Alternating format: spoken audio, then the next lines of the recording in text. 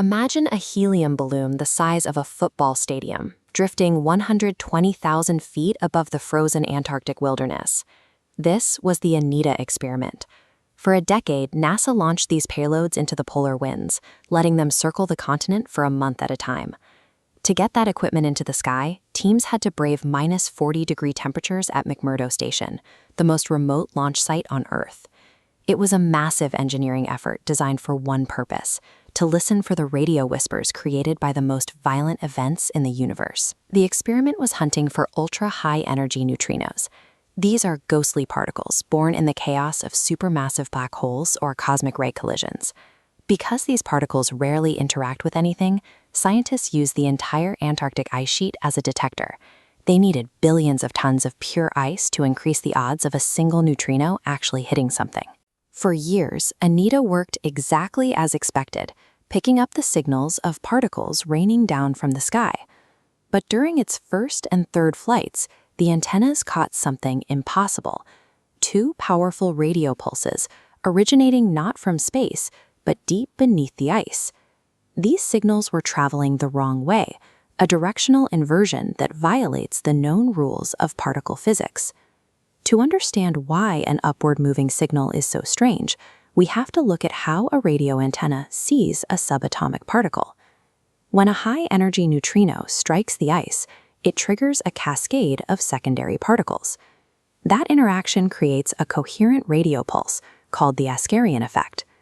In a standard event, a particle hits the ice from above, showers downward, and emits a radio wave that travels up to the balloon.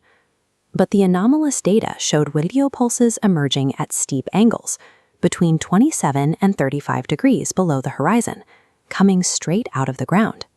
Scientists checked if these were just regular signals bouncing off the surface, but the polarity of the waves proved they were moving upward from the start.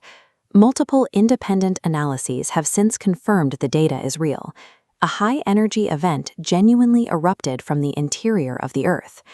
Usually, low-energy neutrinos can pass through the entire planet without hitting a single atom, but at the extreme energies ANITA recorded, neutrinos become much more solid. They are far more likely to crash into matter. For a particle to hit the ice from that angle, it would have to travel through thousands of kilometers of solid rock and mantle. Our current math says that is impossible. At these energies, the Earth should have absorbed the particle long before it reached the surface. Other ground-based observatories have looked for similar events to see if the balloon data was a fluke, finding hints that these rare upward-moving signals are a consistent reality.